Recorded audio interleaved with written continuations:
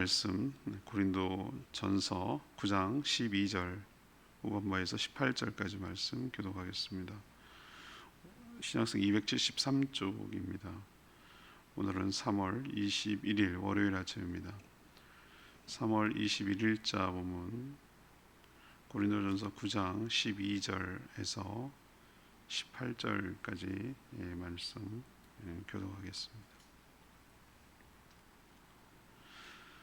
그러나 우리가 이 권리를 쓰지 아니하고 범사에 참는 것은 그리스도의 복음에 아무 장애가 없게 하려 함이로다.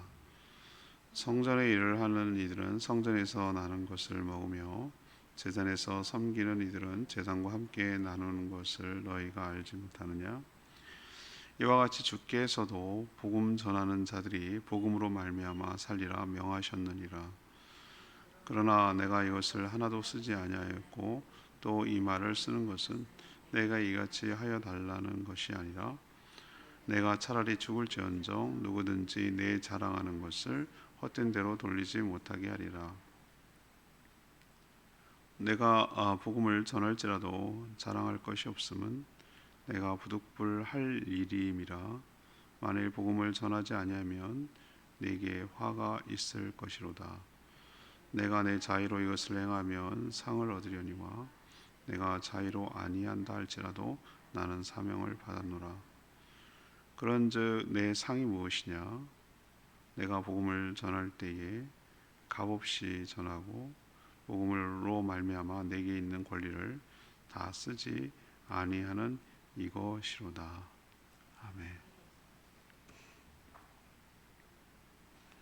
사도 바울은 다른 사도들처럼 교회로부터 필요한 경비를 요구할 수 있었지만 복음 전파를 위해서 스스로 권리를 포기했습니다.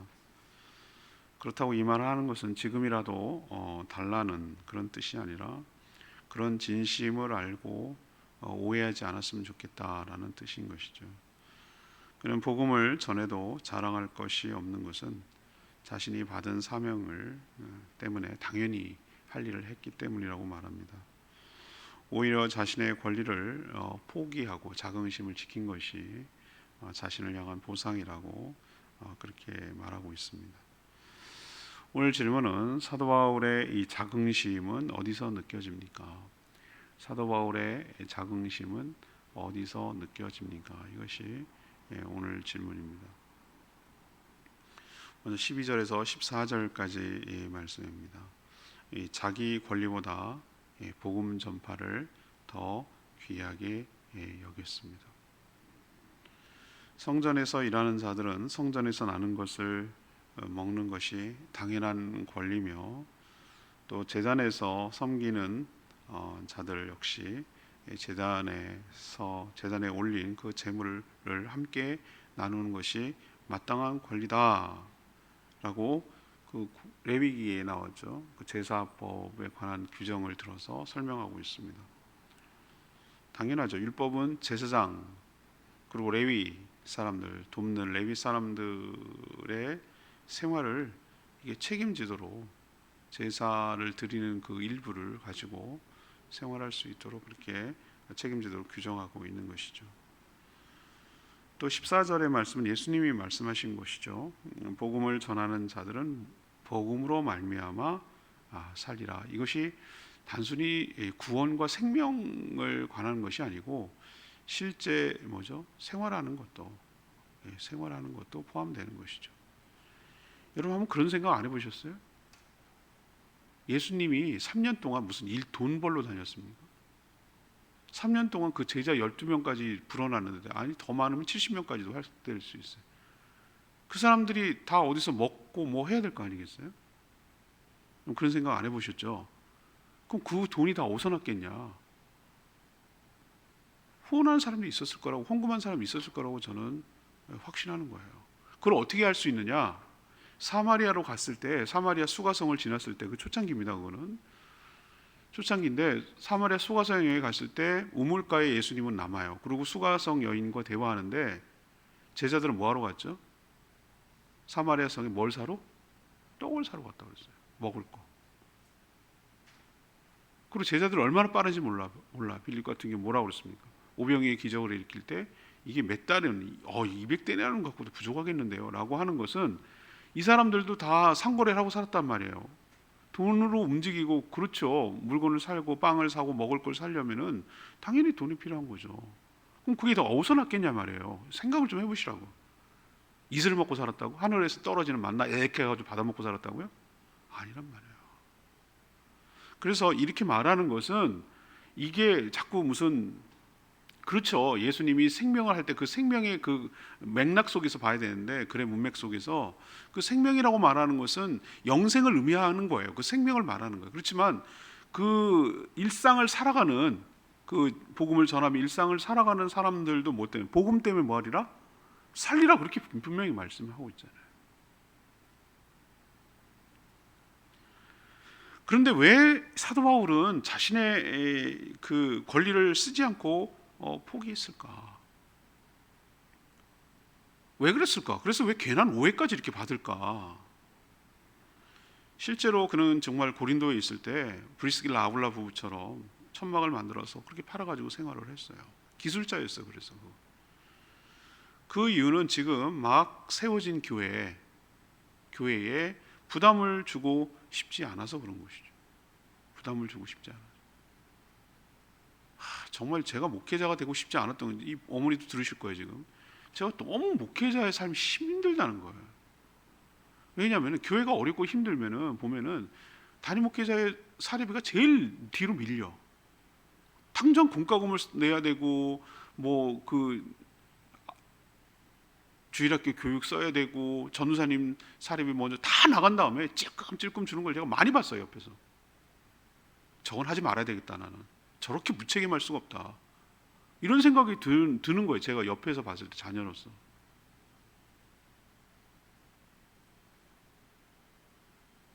근데 왜 그럴까라고 생각해보면, 왜 후순위를 밀릴까라고 하면, 아니 교회는 돌아가야 되고, 교회가 먼저예요. 항상 교회가 먼저더라고요. 항상 교회는 돌아가야 되고, 아니 전도사님들은 뒤로 밀릴 것 같은데, 아니요. 교회는 거꾸로예요. 그분들부터 먼저 하고, 못 받으면 못 받은 대로 그렇게 넘어가는 걸 내가 많이 봤어요. 저 그렇게는 안 해야 되겠다라고 생각을 결심을 한 거예요. 제가 이건 아니다 라는 생각이 들고, 물론 그러고 싶어서 그랬겠어요? 어쩔 수 없으니까 그랬다는 걸 이해가 돼요. 근데 저는 가만히 생각하면 사도 바울의 이 마음에서 그걸 조금 느낄 수가 있겠어요. 왜 그렇게 했는지. 지금 이제 고린도 교회가 막 세워졌고, 또 교회의 성도들 구성원을 보면 부자들도 있긴 있었어요. 자기 집을 내놓고 가정교회를 세우는 있지만, 대부분 노예 출신이고 가난하고 어렵고 힘든 사람들이, 기득권이, 여러분 기득권층이 예수 믿겠어요? 새로운 질서를 하겠어요? 자기들은 그냥 아프로디테 신 섬기고 제우스 신 섬겨도 사는데 전혀 지장 없어요. 먹고 사는데. 기독교가 우리나라에 처음 들어왔을 때 기득권들이 믿었던 것 같아요? 아니요. 아무것도 없는, 하나님께서는 모든 사람을 평등하게 대하신다, 이 말에 정말 넘어간 거예요. 그리고 나 같은 인간 취급 못 받은 사람을 교회 가면 사람 대우해주고 이러니까 좋아서 간 거예요. 어디나 복음은 가난하고 없고 소외되고 이런 사람들에게 진짜 복음이 되는 거예요. 그래서 그런 교회에 성도들에게 뭐 하지 않으려고, 부담을 주지 않으려고, 그리고 또 자기가 마치 그때 당시에 유행하는 게 있었다고 그러죠. 돈벌이 수단으로 삼는 사람들이 있었어요. 우리는 도대체 이해가 안 가는 직업이지만, 당시에는 요즘은 뭘로 바꾸면 되냐면 유튜버로 바꾸면 돼요. 유튜버 보세요. 말도 대단한 소리를 해가면서 어쨌든 자극적이고 막 이런 얘기 막 가짜뉴스 이런 거 막 퍼날라가면서 어쨌든 후원금만 받으면 생활하니까 막 맨날 이거 막대기 들고 다니면서 찍고 막 이슈되는 거 찍고 막 뭐든지 자극적인 걸 찍어가지고 그 유튜브 시청하는 사람들한테 후원금 받고 이렇게 살아가는 사람들 있잖아요. 다 그런 건 아니지만. 그 당시 그러면 유튜버가 있겠냐? 없죠. 당연히 없어요. 그럼 어떻게 하냐? 돌아다니면서 썰 풀고 다니는 거예요. 쉽게 말하면서 약 파는 게 아니라 자기 지식을 팔고 자기 말로 파는 거. 광장에서 막 해가지고 떠들고 막 이런저런 막 썰 풀어가지고 재미난 만담 얘기도 하고, 뭐 요즘은 다 강연하고 뭐 이렇게 하지만, 그 당시는 그냥 이런 매체가 없으니까 그냥 광장에 나가서 떠드는 거. 그럼 막 웃기기도 하고 뭐 재미있는 얘기도 하고 감동적인 얘기도 하고, 그래서 거리 악사처럼 돈을 받고 생활하는 사람들이, 떠돌이 철학자들이 엄청 많았단 말이에요. 자기가 복음이 그렇게 싸구려로 보일까봐, 자기가 그따위 그 돌아다니면서 그 약 팔는 사람들처럼 그런 식으로 복음을 인한 팔고 다니는 사람 취급 받을까봐 그게 싫었던 거예요, 사도 바울은. 그래서 자기가 천막을 만들어서 생활할지언정 복음 때문에 이게 그런 것 때문에 내가 돈 받고 먹고 살려고 하는 게 아니라는 걸 보여주려고, 여러 가지 이유가 있어요. 자기 생각이 있었겠죠. 그래서 살해를 안 받은 거예요. 생각이 깊죠. 이렇게 저렇게 고린도 교회의 형편을 고려한 건데, 오히려 자신의 권리를 포기함으로써 복음이 전파되는 것이 훼손되거나 오해되지 않기를 바라는 의도에서 그렇게 행한 것인데, 그것도 모르고 그 진심도 모르고 그냥 모든 걸 흠집 잡기 좋아하는 사람들은 다 그렇게 보인다고 제가 토요일에 말씀드렸잖아요. 색안경을 끼면 다 그렇게 보인다고, 사사건건 다 보여요. 제가 말씀드렸잖아요. 옷 잘 입으면 잘 입었다고 뭐라고, 사모님 흠을 잡아야 되는데 목사님 갖고 막 뭐라고 할 수 없으니까. 많은 교회 그런 교회 되게 많습니다. 약한 고리를 끌어갖고 흔들어대는 거잖아요. 말하기 좋잖아요. 사모는 목사가 아니니까. 그럼 뭐라 그래? 이 옷 잘 입으면은 어디서 저런 돈이 났냐고 그러고 옷 못 입고 허질하고 댕기면 뭐라 그러지? 저렇게 말이지, 격떨어지게 하고 댕긴다고 그러고, 말 많으면 말이 많다고 그러고, 말이 적으면 말이 적었다고 그러고. 아시겠죠? 어떻게든지 갖다 대면은 다 흠이 되는 거예요. 사도 바울이 막 당당하게 했고 그러면 왜 이렇게 챙기가 하냐고 그러고, 뭐 당신 먹고 살려고 그러냐고 이렇게 한번 비난했을걸요? 상대파 그 파벌들이. 안 받으면 또 안 받, 받지. 자격 미달이니까 지가 뭐가 캥기는 게 있으니까 안 받는 거야, 이렇게 말하는 거라고요. 사람 심리 아시겠어요?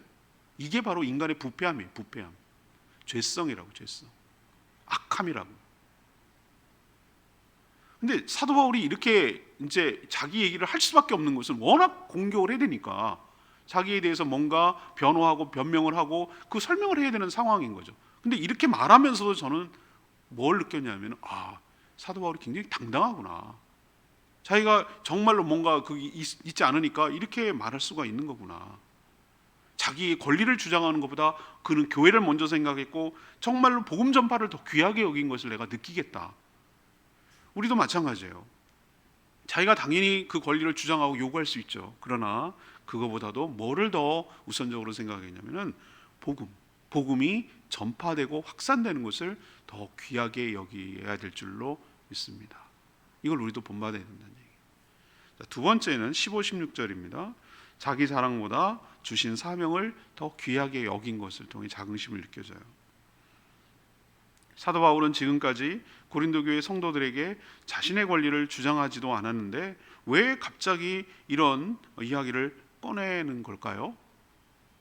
이제 알았으니까 지금이라도 자신이 생활하는 데 필요한 사례를 달라고 하는 것일까요? 그렇지 않아요. 오히려 자신의 이 자긍심을 훼손하지 말라 라는 의도에서 지금 말하는 거예요. 그는 복음을 전파하는데 무슨 이득을 생각하면서 전하지 않았어요. 당시 자신의 지식을 팔고 다니며 먹고 사는 철학자들이 많았다고 말씀드렸잖아요. 자신의 복음을 전한 이유는 어떤 이득 때문이 아니라 부득불이라는 건 어쩔 수 없어서 그렇게 전할 수밖에 없었다. 왜? 자신이 복음을 전하지 않으면 뭐가 미칠 것이다? 화가 미칠 것이다. 그래서 화가 미칠 것이다. 이 말이 굉장히 충격적이에요. 저는 이 말을 우리에게 좀 새겨드려야 된다고 생각해요. 힘들고 어떨 때는 정말 목회가 힘들고 어려서 정말 다 때려치고 뭐 이런 게 여기까지 올라오더라도 그러면 안 되는 거예요. 왜 안 되냐면은 너에게 준 사명을 감당하지 못하면 그거는 그냥 본전이고 안 하면 그만이고 그뿐이야. 뭐 이게 아니라 화가 미친다고. 화가. 사명을 온전히 감당하지 못한 것에 대한 책임을 물으신다고 하나님께서. 네가 죽어도 네 맘대로 죽는 게 아니란 말이지. 그만두는 거 네 맘대로 그만두는 거 아니라는. 죽을 때까지 주의 나라와 주의 복음을 위해서 헌신을 하고 쓰임 받는 것이 너의 인생이. 너는 너게 아니야. 너는 내가 핏값으로 너를 샀단 말이지. 너는 너의 주장할 수가 없어. 너는 내 거다. 나의 종이고 내 뜻대로 죽든지 살든지 그건 내 책임이고 내가 할 문제고, 너는 어떻게 하냐면 끝까지 복음 전파하는 일을 해야 된다는 거예요. 무서워요. 어떤 면에서. 이 사명감이라는 게. 사도 바울도 전 그런 의미로 느껴졌다고 생각해요. 내가 이꼴 저꼴 보려고 이러려고 내가 이랬나 뭐 이런 생각을 할 수 있겠죠. 내가 더럽고 치사해서 뭐 이런 생각이 왜 안 올라오겠어요. 내 말도 못 알아주고 뭐 이런 식으로 날 갖다가 막 깎아내리고 폄하하고 막 함부로 말해? 얼마나 자존심 상했어요. 그러면 중단하고 싶은데 그게 안 된다는 거잖아요. 내가 복음을 전하지 않으면, 포기하면, 이 사명 감당하지 못하면 화가 미칠 거다.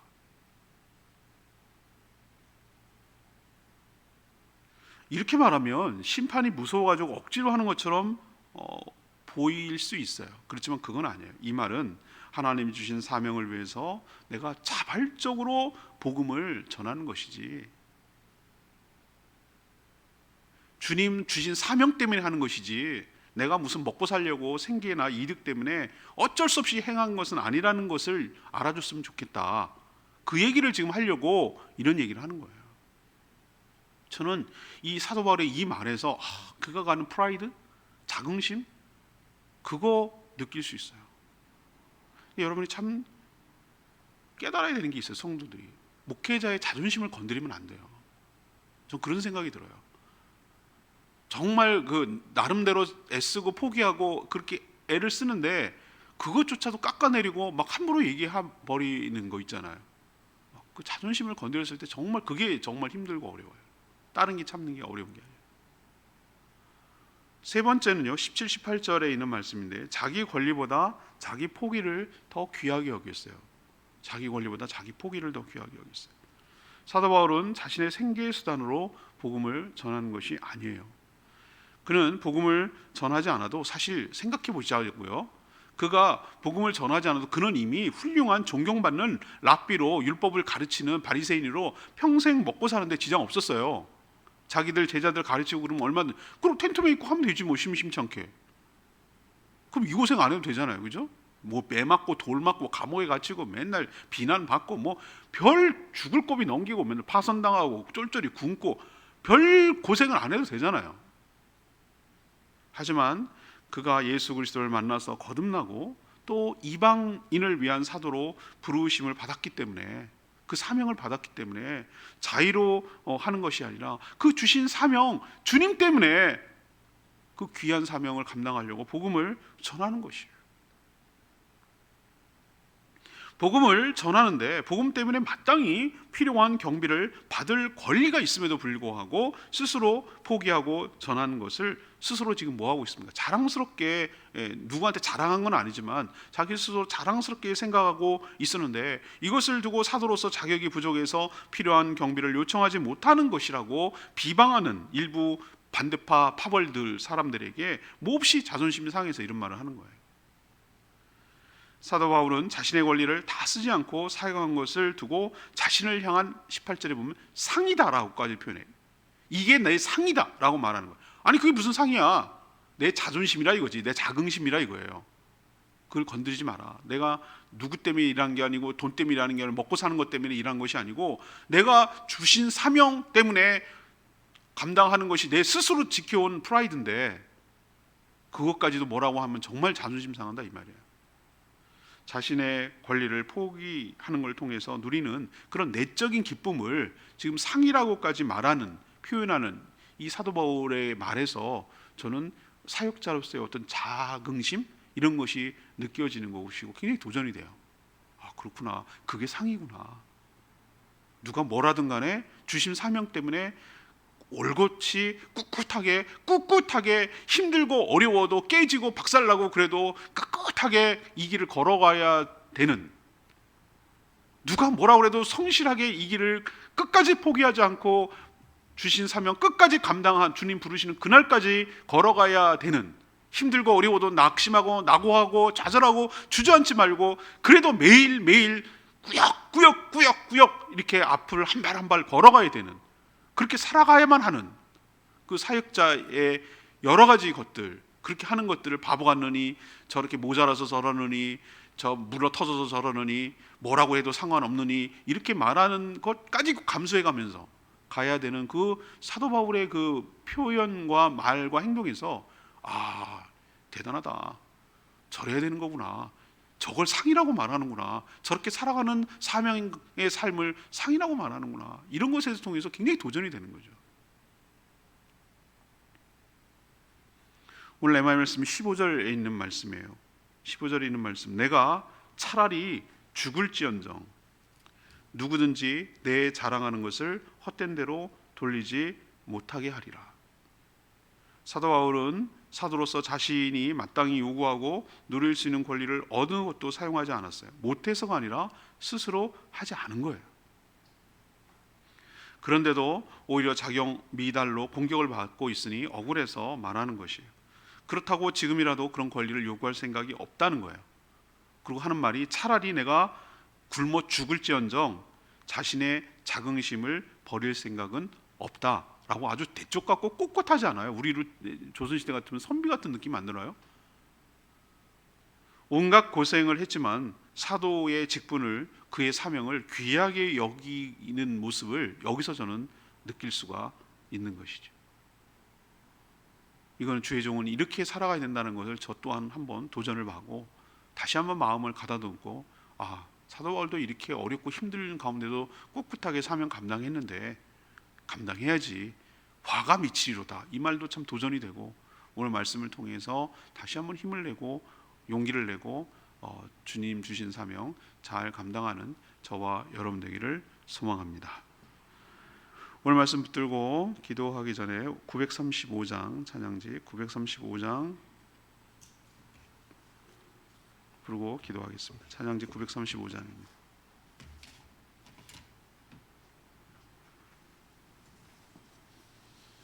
찬양지 935장 사명이라는 찬양입니다.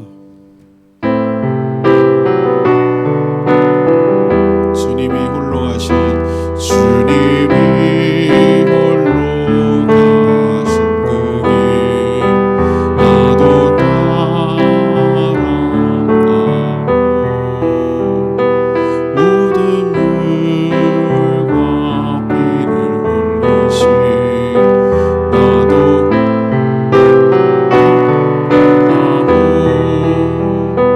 험한 산도 나는 괜찮소 바닷빛이라도 나는 괜찮소 죽어가는 저들을 위해 나를 보이길 바라오 아버지 나를 원해주오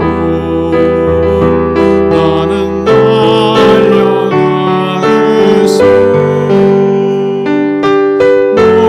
목숨도 이제 않겠소 나를 보내주오 세상이 나를 미워해도 나는 알아가겠소 세상을 구원할 십자가 나도 따라가오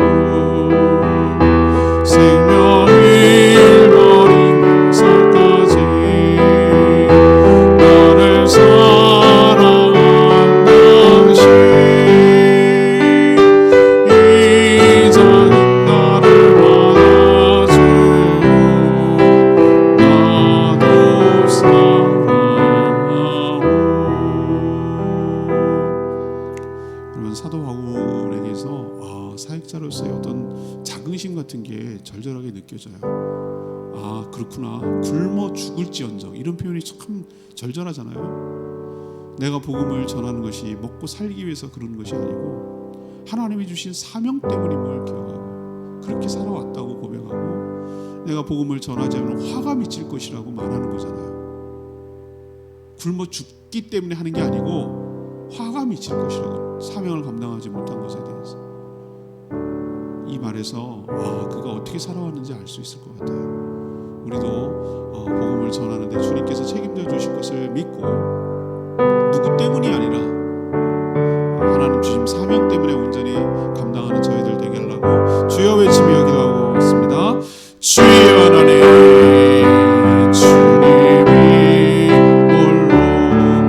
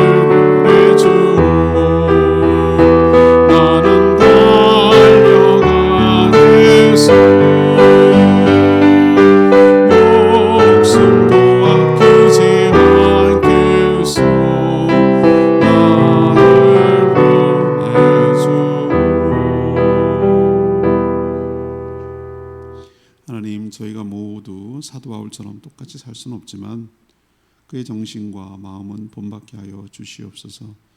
그는 자신의 권리를 주장하기보다 어떻게 하든지 복음이 전파되는 것을 귀하게 여긴 것처럼 저희도 그렇게 살아가게 하여 주시옵소서. 또한 자신의 자랑보다도 하나님이 주신 사명을 얼마나 귀하게 여기는지 깨닫고 저희도 도전받게 하여 주시옵소서. 또한 자신의 권리보다 자신이 그 권리를 포기하는 것에 자긍심을 갖고 산 것처럼 저희도 먹고 살기 위해서가 아니라 생명을 살리는 복음과 주신 사명을 귀하게 여기며 끝까지 감당하는 저희들 되게 하여 주시옵소서. 오늘도 간구하는 모든 기도 주님께서 응답하시고 주님과 동행하는 복된 하루 되게 하시며 오늘 말씀처럼 내가 생명을 살리는 한 영혼을 구원하는 일, 생명을 풍성하게 하는 일, 이 사명을 감당하지 않으면 나에게 화가 미칠 것이라는 이 말에 도전을 받고 주님 뜻을 내 삶을 통하여 이루고 주의 축복을 주변에 흘려보내며 주의 뜻을 이 땅에 실현시키는 도구로 쓰임받는 복된 하루 되게 하여 주시고 시간과 재물과 생각과 모든 몸을 허튼 데 쓰지 않게 하여 주시고 의미 있게 쓰게 하시고 주의 영광을 드러내는 데 쓰임받게 하여 주시옵시고 세월을 아끼며 얼마 남지 않은 삶을 온전하게 살아가게 하여 주시옵소서. 코로나 상황이 극심한데 사랑하는 성도들 가정과 자녀와 일터와 직장을 안전하게 지켜보호하여 주시고 어려움 겪지 않도록 하나님께서 보살펴 주시며 힘들고 어려운 상황에 처해 있는 모든 가정들 하나님께서 위로하시고 회복시켜 주시고 형통케 하여 주시옵소서. 주님께 모든 것 맡기며 예수 그리스도의 이름으로 축복하며 기도합니다. 아멘. 오늘 하루도 주님의 은혜 가운데 살아가는 복된 하루 되기를 축복합니다. 충분히 기도하고 하루 시작합니다.